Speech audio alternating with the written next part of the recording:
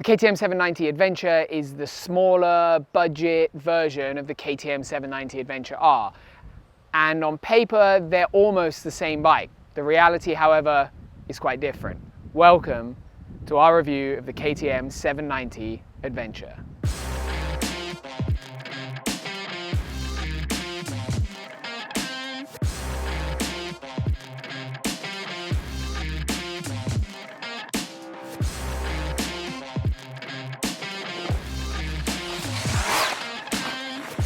The KTM 790 Adventure is a really interesting bike. On the one hand, it should be a bike that's tested and compared not to the Adventure R, but to all the other bikes that it's competing against. However, unfortunately for KTM, the Adventure R has been so well received that as a bike, it doesn't stand alone. It's always going to be compared to that R because it's a little bit cheaper and ultimately it's nearly the same bike. So from the ground up, the 790 Adventure is quite similar to the 790 Adventure R. It's got the same engine, same chassis, same bodywork panels, and a few tweaks to make it a little bit better on the street. But the fundamental change between these two bikes is A, in the price, and B, in the suspension. The suspension is the cheaper, non-adjustable WP Apex suspension. And that is quite simply the difference between these two bikes when you ride them and in the price point.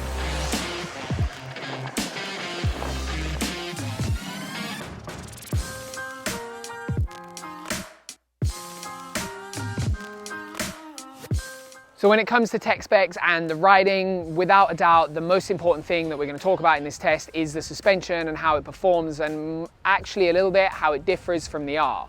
I think it's impossible to get away from the fact that a lot of people that are riding this bike or looking at riding this bike want an R, but they don't want it to be so tall, or they don't quite want to spend the money.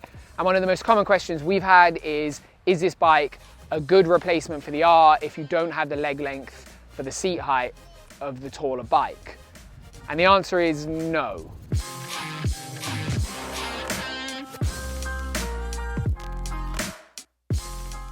When it comes to riding on the street, the KTM 790 Adventure is a phenomenal bike. For out and out street performance, it is really, really good. It's super enjoyable. And KTM, I think, have done a really, really good job of making this bike so that it is a performance machine in an adventure package. It feels like it's really designed with purpose, and the majority of that comes from the suspension setup. The engine and everything is the same between those two bikes, but the ideology with the suspension and the direction that KTM have taken it in are really, really different.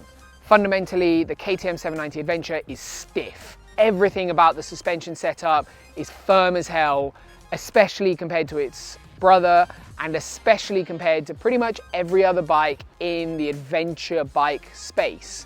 The 790 definitely works best when it's on a twisty, fast, aggressive type of road, a mountain road, something with pretty good tarmac, because the suspension performance is really, really narrow, and it works best when you ride it with some aggression and some confidence and you dominate the bike. The more you counter steer and push the bike around and brake into corners and force the bike into making a decision, the better the response and the handling and the feeling you get from it is. By going down that route of having a really, really firm mid-stroke, you don't get any dive, you don't get any wobble or weave, it's really planted in the corner, and as a result, you can ride this bike phenomenally quickly. And that characteristic starts to undo itself when you're not within that window. When we took it away from that kind of classic British mountain road or an alpine road, and you move towards more adventure style roads, so we're talking like single track backcountry roads that are quite bumpy and twisty, the stiffness of the suspension and the lack of compliance through the mid-stroke mean that it starts to move around a little bit on the road. It wiggles and weaves and doesn't really feel that comfortable, to the point where it starts to feel like almost this is like a 790 Adventure Duke. It's kind of a little bit of a middle ground between the R, which is most definitely a full-blown adventure bike, and the 790 Duke, which is most definitely a naked street bike. This is somewhere in between, and it's definitely aimed at those people that want to push the boat a little bit on the road. That stiffness that's uncomfortable on the back roads also shines through when you start to ride it around town. It is bumpy. When you hit a speed bump, it's harsh, it's stiff, it doesn't move through the stroke very much. It gets to the mid-stroke and goes, no, I'm not moving anymore. and it reacts the same way on potholes, on any kind of bad tarmac. It's not a comfortable bike in any way.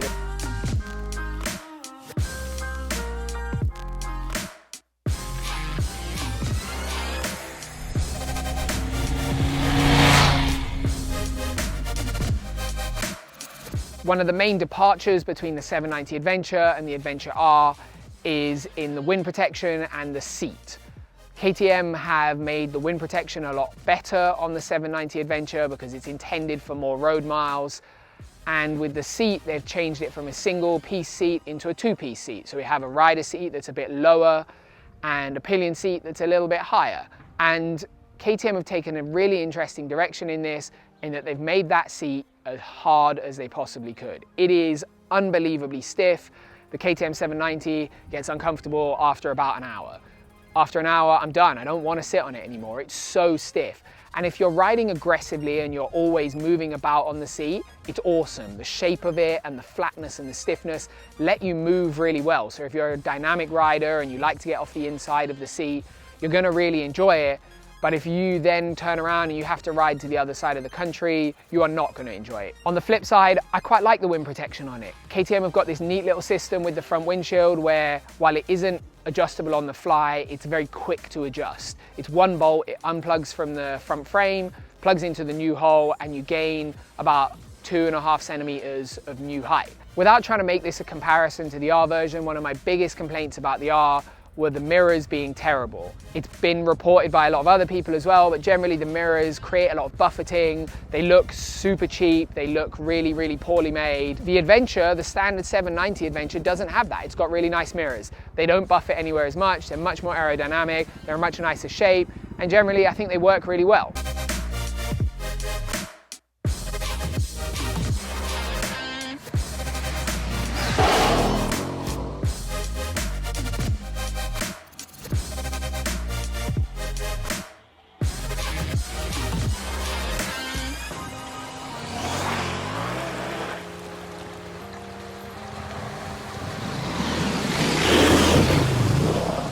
Off-road, the KTM 790 Adventure is quite different to how I expected.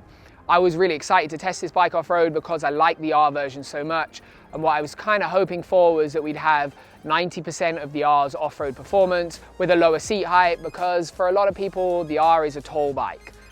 And I don't think that's what's been achieved here. KTM definitely still want this bike to be used off-road, but they've stepped away from saying this is an R with less suspension travel by taking the road performance in a really different direction. And that really shines through when you ride it on the dirt. I think up until a certain point, it works perfectly well. Gravel roads, slightly more difficult gravel roads, and technical riding if you bring the speed down. Everything that's good about the 790 still shines through.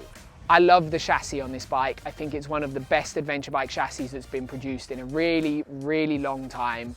It feels very balanced. You have great feedback of what the ground is doing.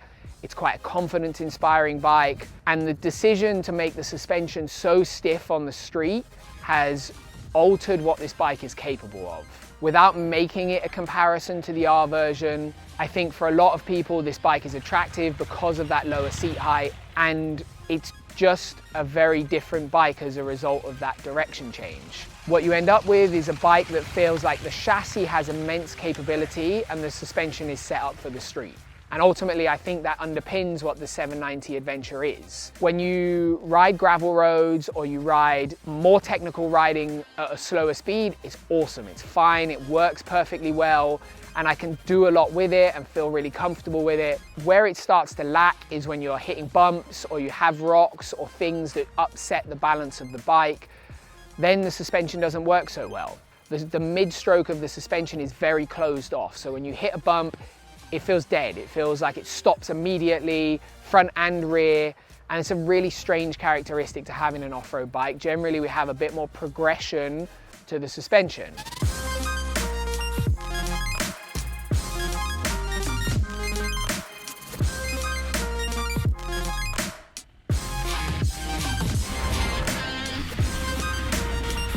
What KTM did so well with the 790 Adventure R is they balanced a comfortable, compliant feeling with having a lot of control over the suspension, whereas the 790 Adventure feels like a bike that was purely designed to work really well on the street and have some off-road capability. So for those people that are taking it off-road, they have to accept that there's not any comfort built into it. And I think it's put the 790 back into a category of being good, but more in line with everything else.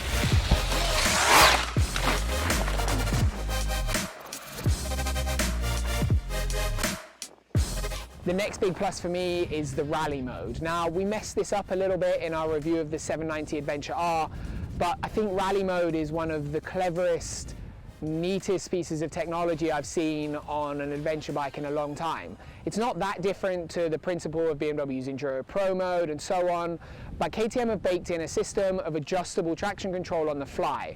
Now, this is something I think we've seen on a few street bikes over the years. Aprilia have done it, BMW have done it, KTM have done it.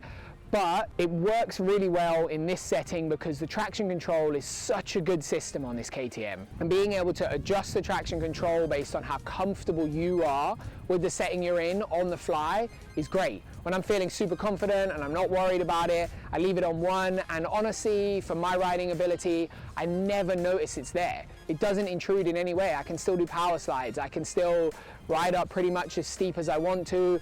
And there's very few situations, especially on the 790 Adventure, that I got into where I felt like I didn't want the traction control on. When the riding then changes to more slippery conditions, and when I've used this bike over longer days of riding, I found myself just leaving it alone, bumping the traction control up a few points when I was aware that the ground was really slippery and I wasn't super sure how things were, and then bumping it back down.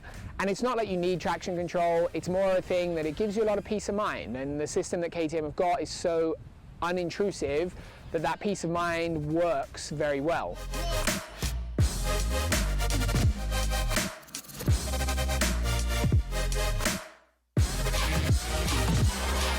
So all in, the KTM 790 Adventure is a really interesting bike. The things that they've pushed this bike towards doing, they've executed fantastically well.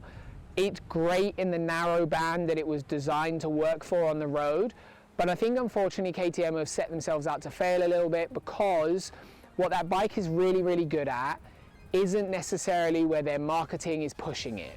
They described it to me as being the best touring bike with off-road capability that you can get, but when you ride it, it doesn't feel like a touring bike. This is not a bike that KTM have set up to work being comfortable over long distances, over crushing motorway miles, or being in those tiny little back roads in the middle of nowhere. That's where it's uncomfortable, and that's what I would expect touring to mean.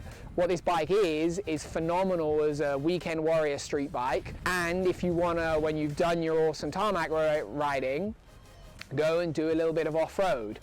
But if you were looking for a 790 Adventure R with a lower seat height and less suspension, this is not that bike. I think this is a great bike. I think it's pretty good value for money for how nicely done it is, how good it is. But I don't think it's what KTM should have made.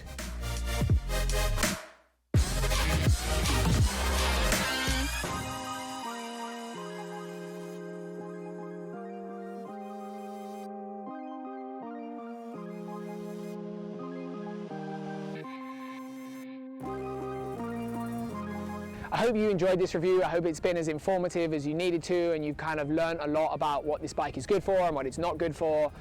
If you want to know a little bit more, we also run a series called Dialed In. It's available for our Patreon only members, and as a Patreon member, you're helping us stay independent and keep making great review videos like this. If you want to know more about that, there's a link down in the description below, and otherwise, we've got more reviews coming every month. We've got our new series, Retro versus Modern. If you haven't seen that, you can watch it up here. And remember, life's better when you're riding.